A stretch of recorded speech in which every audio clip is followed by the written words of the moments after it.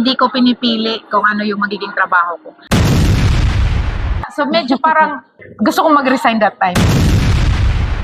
Wala kailangan nating maging matatag. Almost 12 years. Kasi pumasok ako dito sa PDEA Region Office 8. It was January 2, 2013. So, yun. 12 years na. Ginusto niyo ba yan, yung position? Specifically doon sa pagpasok sa PDEA. Kasi alam naman natin lahat na risky yun tsaka babae ka pa. Yes. Actually, I am a registered medical technologist, Chay. So, that time, practically speaking, guti kasi ang sweldo that time, mga medtech, so very risky pa. Pumasok ako dito sa PDEA by January 2 to 2013. So I was offered by a friend na mag-apply.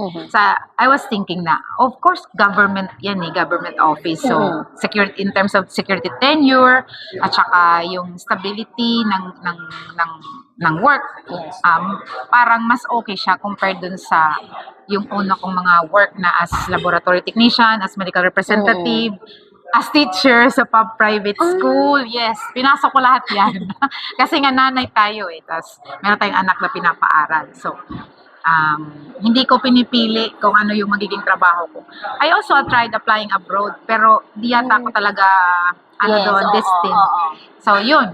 Hanggang tinay ko nga, nung pumasok ako, alam yung nature ng work. Yung thinking kasi, ano to ang importante government. Yun. Yes, exactly. Diba? Yan naman talaga, diba? Government, so okay lang. So, hindi ko inisip yung risk. Kasi, hindi rin naman kasi ako gumamit ng droga. Hindi ko sinarasan. Hindi ko alam kung gaano siya ka-risky. Then, nung nandyan na ako, dun pa lang. So, syempre, nung nandyan ako, first item ko dyan is yung plantilla position ko was laboratory technician. It was SG8. So SG salary grade 8. Mas okay siya compared dun sa mga previous work ko. Kasi nga, of course, aside sa may mga allowances and all. Then, yung una talagang na-bored ako. Kasi sanay ako sa sanay ako sa private. Na diba, pagpasok mo, as in, trabaho agad hanggang paglabas mo ng 8 hours. So, 7 to 11, 3 to 11, or 11 to 7. Yun yung shift sa hospital. Diyan, pagpasok ko, syempre bago pa lang yung PDEA that time. So, hindi pa gaano kadami yung trabaho. Yung ginawa ko na lang, ako yung taga-record ng lahat ng mga previous drug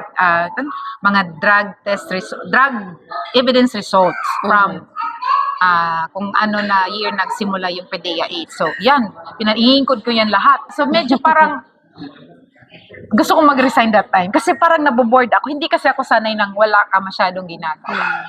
But, of course, dahil din naman yung mga ka-workmate mo, mga very supportive, din experience sa akin na ganito, ganyan. And of course, yung mga ating mga regional directors is very supportive din naman. So, yun, nakapag-adapt tayo. At,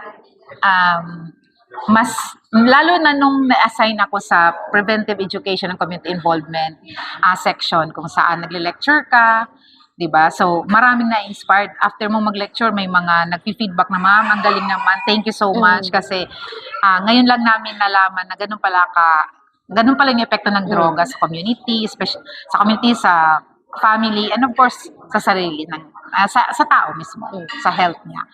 Yun. So, doon para akong na-inspired. At saka, okay naman pala ito. So, we have to adapt, di ba?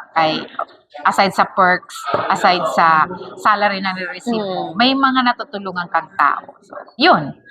So, yun yung transition. Paano naman, ngayon you are information officer, bakit naman napunta tayo doon? Ano naman yung transition na ginawa natin? How's the daily routine? Kasi iba na yun Parang lahat, puro informasyon naman ito. Yes, Chay. Lagi nga on call Correct. Napaka-challenging. At hindi ko talaga inisip sa buong buhay ko na mag-information officer ako.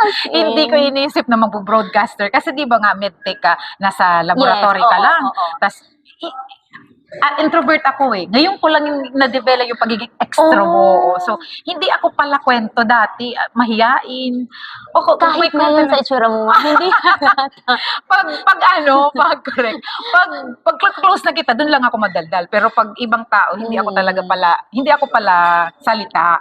As in, very introvert ako. Dati nga sabi nung nag-apply ako as medical representative, sabi nung boss ko, parang hindi ka yata akma dito sa pagiging Oo, midrep. Kasi kasi andyan ka lang kailangan. palagi. Andyan ka lang palagi sa room mo. Dapat nagiging paghalubilo ka kasi nga mahihain Yes. ako. So, doon naman, na-develop ko yung pagiging extrovert mo. Pero hindi pa ganun. Dito talaga sa PDEA. Kasi nakakasala mo, lalo na yung sa mga media. Yes, O doon.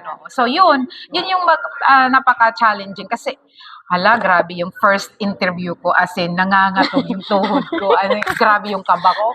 Lalo na pag nakatutok na sa'yo yung camera, hindi ko na alam yung hihinga mo at saka kaba mo nag-aabot na, pang-abot. So, yun. Hanggat sumali tayo nagpa-member tayo sa Association of Government Information Officers na napaka-supportive din ng mga members.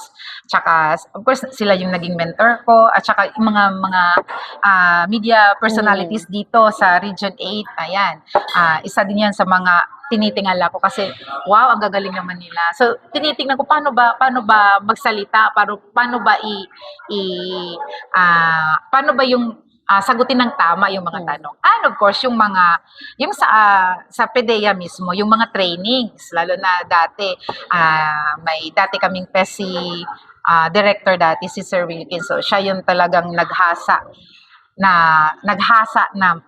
sa mga PIOs na dapat ganito kayo magsalita, dapat ganito kayo mag-present. So dapat tawag nito, good looking tayo, tapos syempre we present the agency. So dapat hindi daw yung nakakahiya katingnan sa TV or sa pictures. And of course, kung paano sagutin yung mga tanong. So yun may training kasi kami dati. So isang buwan yun kami dun sa PDEA Academy.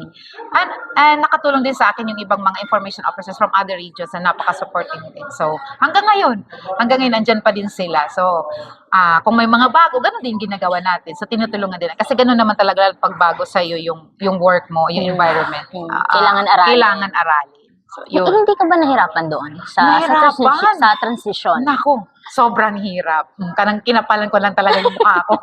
Kasi syempre, nandito na eh.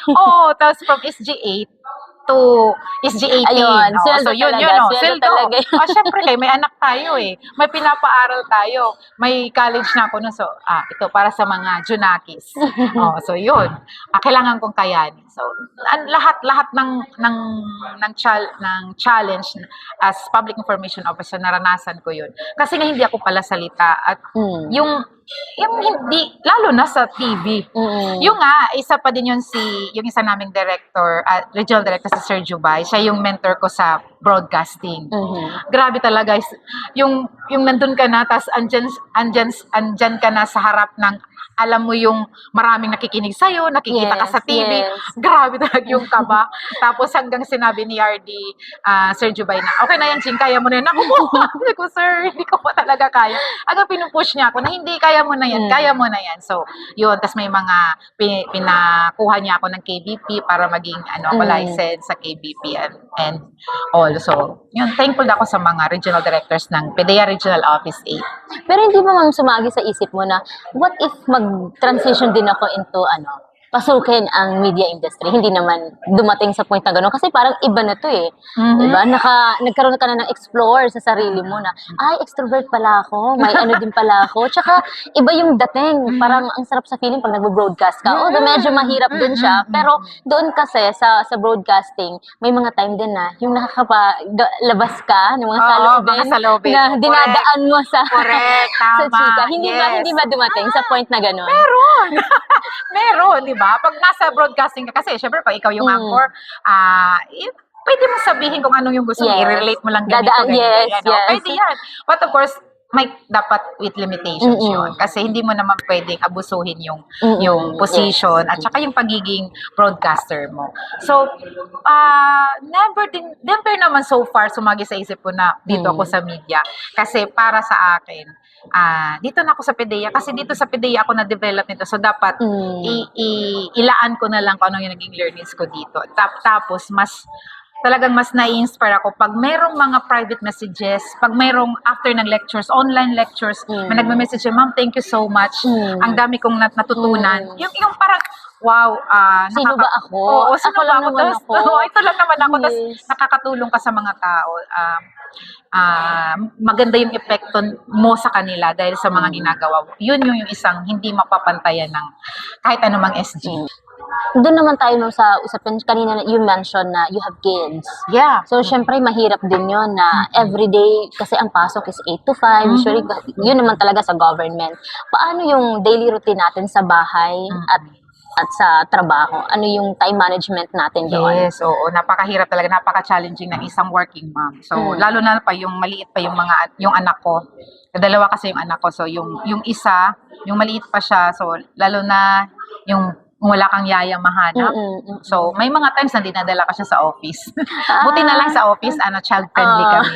So, hindi problema yun. Pero yun nga, when it comes to monthly reports, tapos ayan, may sakit yung anak, so, yun. Pero, sabi ko nga, buti na lang din at mababait yung mga regional directors natin, yung mga division chiefs natin. So, naiintindihan naman nila at sinusuportahan ka naman. So, yun, nakakapag-cope up naman tayo.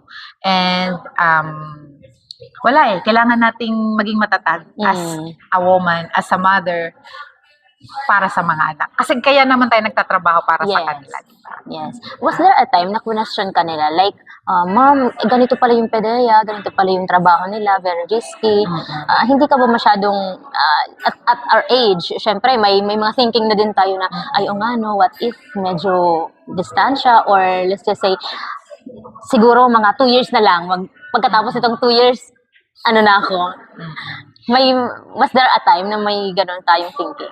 So far, yes, meron din naman sumagi yun sa isip ko. Pero yung mga anak ko kasi very supportive sila at proud sila sa mami nila kasi nakikita doon nila sa TV.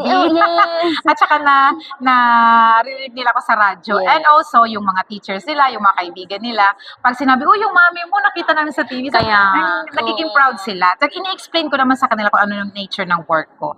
So, hindi naman ganun ka-same risk compared dun sa ating mga agents nga, talagang napaka-risky at bilib talaga ako sa mga agents na lahat ng yung mga babae, no? So, very resilient yan talaga sila. So, ina-explain ko lang kasi sabi ko nga, kailangan, hindi naman kasi tayo mayaman. So, kailangan nating magtrabaho. So far, naiintindihan naman. Yung field natin, hindi siya ganun kadali. Talagang, kung sa kadelikaduhan, may kadelikaduhan. Was there a time po na naka-receive din kayo ng mga threats, ganyan? Or paano nyo hini-handle? Minsan, yung mga criticism, lalo na nakikita ka na online, sa TV, sa radio, napapakinggan ka nila. Huwag mo lang i-take personally. Oo, ganun lang naman. Trabaho natin to at saka, pinipili ko yung mga sabi pa nga, piliin mo yung battles mo. Hindi lahat kailangan, yung nagbabar, kailangan mong sagutin. Kasi maloloka, mawindang ka dyan. So, piliin mo lang. Hindi naman kailangan lahat ng tawag nito, mga nagsasalita sa'yo ng masama, ay kailangan mong batuhin agad din sila ng masama. Lalo na pag alam mo naman na tama ka at saka hindi ka naman guilty sa mga pinagsasabi nila, don't mind them. Ganun lang tayo mag-isip. Kasi pag pinapatulan mo yan, may stress Lalong ka lang. nagugumigil din. At ayaw din tutigil. At ikaw din may stress ka lang, di ba? Sabi pa nga, silence is power. Ano naman ang pakiramdam na umaabot sa million views yung mga interviews mo sa internet? Kaya parang hindi mo, di ba, from introvert, biglang, wow, million views? Dinaig mo pa ako mga actually. Thank you, Chay. Oo nga. Sabi ko nga kay Lord, ano ba ito? Ito ba talaga yung aking calling? Parang, dapat kasi dati, nung magka-college ako, sabi ko sa tatay ko, Papa, gusto kong, kasi yung nanay ko abroad that time, so si Papa dito lang, government office din siya. Driver siya sa isang hospital sa Abuyog. Sabi ko sa kanya, Papa, gusto kong mag-nurse. Nurse, tapos nursing. Tapos hindi ako pumasa sa, tawag nito, Sa entrance exam. Entrance exam kasi 'di ba dati Yes. napaka-stricto. Tapos nag-take ako ng nag-take ako ng ano muna, tawag dito. Na-frustrate kasi ako noon. So nag-take ako ng BS Biology. Tapos doon sa BS Biology, meron akong naging ka-close doon na doctor na ngayon. Sabi niya, "Jing, mag-shift tayo sa medtech." Kasi yung medtech, mas ganito, ganyan. Explain niya sa akin. So, yun, nag-take kami ng medtech. Pumasa naman agad. So, yun na, naging medtech na ako. And then, nung nabuntis ako, that time, yung sa panganay ko, sabi ko sa papa ko, di na lang ako, baka kasi hindi kayanin, kasi may elimination yung medtech na course. Takot ka din sa ano? Takot ako baka hindi ko makaya yung elimination, kasi may anak ka na, di ba? Tapos, o baka nakakahiya naman sa nanay ko na nagpapaaral sa akin. Pero sabi ko, mag-shift ng ano yun, sa broadcasting. Mass comm pa yun dati. Oo, mass communication dati. Sabi niya, hindi, kung ano yung nasimulan mo, yan na yun. Third year ako nun kaya, yun, wala nang nagawahan doon na. Kaya naisip ko, dito pa talaga yung calling ko, supposedly. Dapat ano? Di ba? Pero Yes. mahihain nga ako, hindi nga ito. So ngayon, tuwang-tuwa ako na may mga ganun na views na sumaabot ng ganun kadami. Nakakatuwa. Pero mas nakakataba talaga ng puso yung mga feedback nila na mas natulungan at na-enlighten sila. Yes. Lalo ngayon yung issue dahil nga yung panahon natin. Sa mga na-experience mo, Ma'am Jing, may gusto ka pa bang marating or may gusto ka bang patunayan kahit sa sarili mo man lang? All of these experiences, like from broadcasting na minsan pinangarap mo din and then naudlot dahil may mga priorities, tapos ngayon biglang, wow, I have million views, nakaka-inspire ako ng mga kabataan, ng mga tao, and I make my family proud. Lahat ng ito, and of course, sa ating sitwasyon ngayon, at our age, meron pa ba tayong gusto pang ma-pick na goal? Meron, pero ayoko munang sabihin. Sabi nga, ipagdasal mo lang. Kasi kung will naman niya, ibibigay niya yan sa'yo. Pero yun lang naman talaga yung goal natin is mabigyan ng magandang kinabukasan yung anak natin. Itong trabaho natin, mas dito mo natutunan kung paano ba sabihin sa anak mo without filter kung gaano kasama yung droga, di ba? Paano ba? Kasi hindi din natin naman alam kasi syempre yung mga bata lalo na pag may mga kaibigan na pag lumabas na ng bahay, so influence. So yun, isa yun sa mga iniisip natin as a parent. Pero yun na nga, sa akin naman, kung meron akong gusto pa, kung gusto ni Lord, okay, thank you. Kung hindi, dito okay lang din. So, kung ano yung opportunity na nandyan, so I'll grab it. Basta, will ni God, okay na yun. Kasi listen to your heart. Ganun lang yun. Ako kasi, ang dami ko din pinagdaanan, no? So, syempre, nabuntis tayo at 19 years old. Tapos, ang daming challenges.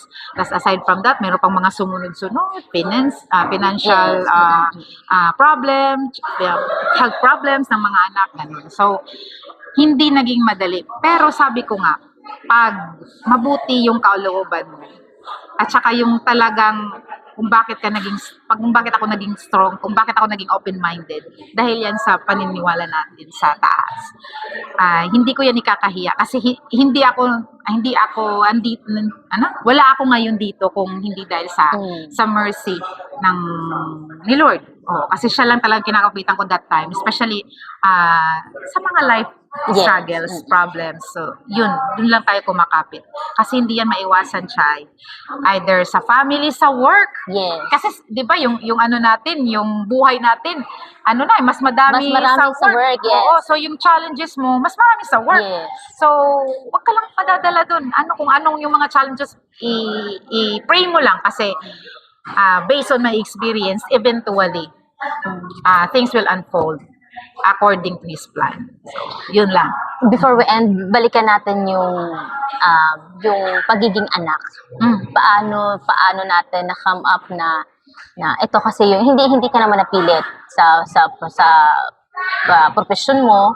Ito, how is like to be a mom ngayon na nandiyan ka sa position mo na yan. And of course, sa sarili mo din, ma'am, of course, may mga gustuhin ka pa, pero dahil nga may mga priorities, ano yung pakiramdam natin pag dumadating tayo sa may mga panahon na nag-overthink tayo dahil minsan question na din natin yung sarili natin na tama ba yung naging desisyon ko? Yeah. Siguro nung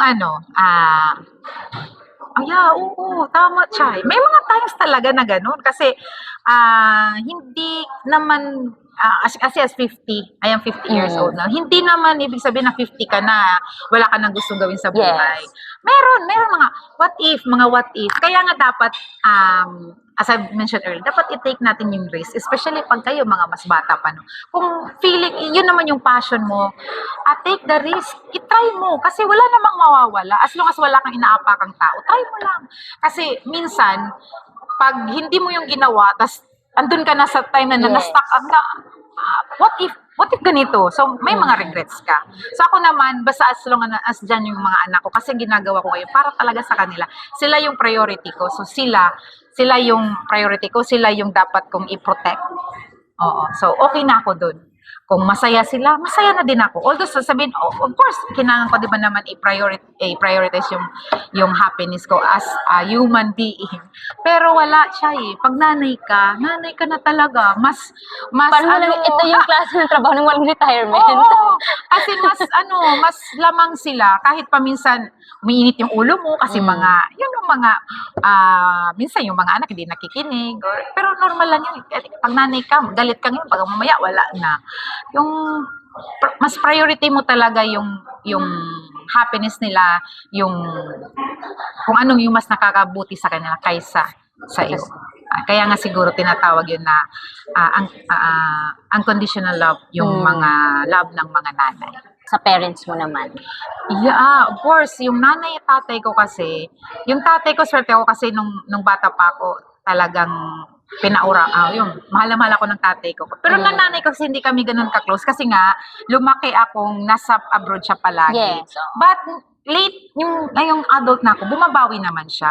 So may mga time din naman na, yung regret, siguro, yung time na dapat naging mas close Yes. kami. Kasi dati ako as the eldest in the brood of 3, ako yung nag-a-attend ng mga meetings ng mga kapatid ko. Di ba? Ano ba naman ito? Yung mga papa, ano ba yun? Hindi pwede. Dapat kayo dito. Tapos naiingit ka dun sa mga kaklase mo. Buti pa sila. Yung nanay nila, yung yun din nag-a-attend. Imahiyain yung tatay ko. So ako nag-a-attend. Tapos nahihiya ako kaya mga matatanda na ito. Tapos ako lang.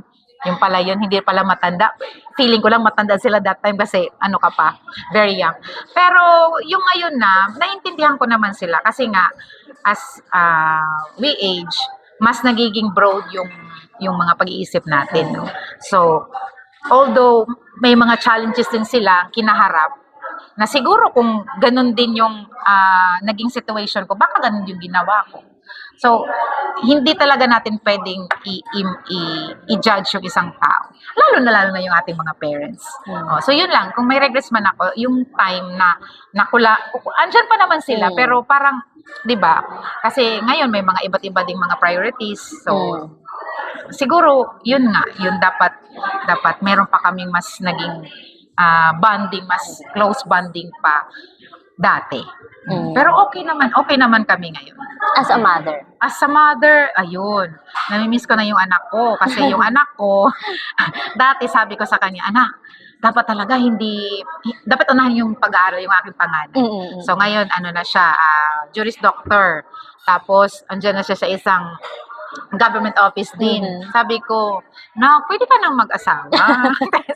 Bigyan mo na ako ng apo. Kasi, yung mga kapatid ko, may mga apo na sila. Ako na lang yung wala. Sabi ko kasi yung mga friends ko nung high school, may mga apo na. Sabi ko, nainggit man ako. Pero sabi niya, Mami.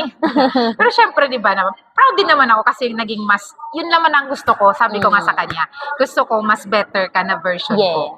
Kaya, hindi ko naman siya ganong, sige, you can do kung ano yung sa tingin mo tama sa sarili mo. At proud din naman ako sa mga pinagagawa niya. So, proud din ako sa trabaho niya, proud din ako sa effect niya dun sa mga community, sa children, at lahat ng mga ginagawa niya. So, yun. Thankful din ako kay God. Yung anak ko naman itong pangalawa, okay din. Kasi ano siya, sweet at Parang saka... yun yung lagi mo kasama. Oo, kahit kasi- saan. oo. Parang ito yung photographer, ito yung Oo, ano, di ba? very supportive yun. Pero, yun na nga, kasi syempre, teenager, may mga times na, ano mo yun, pinapagalitan mo sometimes, kasi, pero, proud din ako sa kanya kasi, napaka-open-minded din niya. Okay lang yun minsan, part naman yung ng growing up yung medyo hindi pa naiintindihan ko ano yung gusto ng adult. Ako anong gusto nila. Pero pag in-explain ko naman sa kanya, naiintindihan niya. So, As long as yung closeness nandoon, hindi yeah, nawawala. oo. Yun yung talagang gusto ko, Chay, na bahala na lang. Bahala na lang yung ibang tao basta importante close ako sa anak ko. Kahit hindi kami masyadong magkasama palagi, yung panganay ko, pag may problema siya sa akin pa rin tumatakbo, sa akin Kasi nagtitext. iba na yun ngayon, di ba, ma'am? Yes. Kasi parang pag, lalo yung generation ngayon, mas open na sila doon sa, Sa friends. Tapos, ang hirap na nilang kontrolin. Yes. Pag sinaway mo, parang ikaw pa Ikaw pa masama. yan. Oo. Yun lang din yung pinagpapasalamat ko kasi yung anak ko kahit ngayon Gen Z, yung itong pangalawa ko. May nga times sa ganyan pero nag-open up din pa rin siya sa akin at saka vocal siya sa emotions niya. Minsan nga nahihiya na ako, grabe naman pala, ganun na pala yung effect. Sabi ba, okay. In-explain, hindi naman anak, hindi naman ganun. Kasi minsan nasasabi ka, ano ba, dapat ganito. Meron siya, kasi dinadaan niya yan sa mga notes niya, sa mga tapos nababasa, parang ito yung sinabi ko kanina. So, dinadaan mo din, dapat nga adaptability, di ba? So, dapat, hindi laging nag-a-adjust yung anak. Dapat yes, may... tayo mag-adjust din. Kasi iba na yung generation ngayon. Kailangan mong makisabay sa kanila. Kasi pag hindi, i-insist mo yung sayo, walang mangyayari. But of course, dapat i-insist mo rin ikaw yung parent. Kasi minsan, kasi pag masyado na silang lax, over, kasi, yung interpretation na, hindi, dahil okay lang. chill-chill lang tayo. Yun. Minsan pinapangoy, nanay mo ko wag ganyan. Na-over ka na kasi minsan gino-joke-joke na lang. Hindi pwede yan. Siya, ba't ka galit? Hindi, kay nanay mo ako. Ba't nakalimutan mo ba? Parang mga ganun. Sa pangkalahatan, ma'am, ano yung message mo sa mga kapwa nating mga information officer and of course, yung nandito sa industriya natin, napakahirap dito sa industriya natin, ano yung gusto mong baunin nila sa lahat ng mga pinagdaanan at mga challenges na kinaharap mo up until today na nandito ka sa posisyon na ito. Yeah, thank you, Chai. Thank you for this opportunity.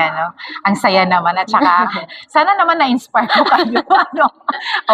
So, yun lang. Siguro naman, iba-iba yung mga pinagdadaanan natin. Kasi yung ating mga struggles, iba't iba yan. Depende sa kaya mo. Kasi hindi ka bibigyan talaga ni Lord pag hindi mo kaya. Sabi nga ng isa kong kaibigan, a very close friend of mine, alam niya kung ano nangyayari lahat sa buhay ko. Sabi niya, hindi daw niya kakayanin pag sa kanya nangyari. Kasi nga, iba-iba, hindi ka naman bibigyan ni Lord kung hindi mo kaya. Minsan sasabihin mo, Lord, bakit naman ganito? Ba't mo na ako binigyan? Hindi naman ako ganito ka-strong. Pero eventually, ma-realize mo, kaya pala nangyari yun. Kasi ganito, mayroon kang nakaprepare na ganito. Ganito pala kasi dapat ako. So, yun pala yung reason bakit. So, wala lang. Yun lang talaga, Chay. Pray lang, tapos yung faith natin sa Kanya talagang, yun lang yung paghuhugutan natin, at saka maging mabuting tao tayo. Huwag tayong manlamang ng tao, huwag tayong sinungaling. Diba? Tsaka, be real. Kung gusto mong maging totoo yung mga kaibigan mo, dapat totoo ka din sa kanila. At saka, of course, love. Don't forget love. Kasi, love is, di ba yun yung nag-i-inspire sa atin, yung nagpapasaya sa atin. So, dapat nandyan lang yan. Kung may mga heartaches, may mga failures, it's okay. Kasi, may mga may mga kapalit yan. Yan. Yung pinakamasakit yun, yung pinakamasaya. So, yun lang. Chill-chill lang tayo. At yan sa mga younger women, na mga information officers, so, syempre, hindi ka na maging information officer pag hindi ka empowered women, diba? Lalo na sa media. Ikaw, diba? So, andyan yan yung strength, andyan yan yung pagiging resilient, inborn na yan. Kasi hindi ka mabibilong dito sa media world kung wala kang ganung qualities. So, yan lang. Chill and love.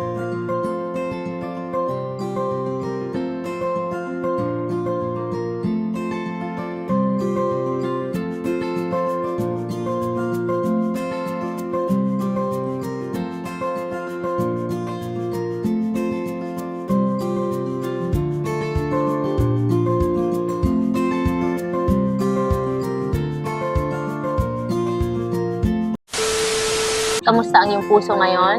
At kung... Parang si Kuya Bubo ba? Kasi may mga nabasa din ako.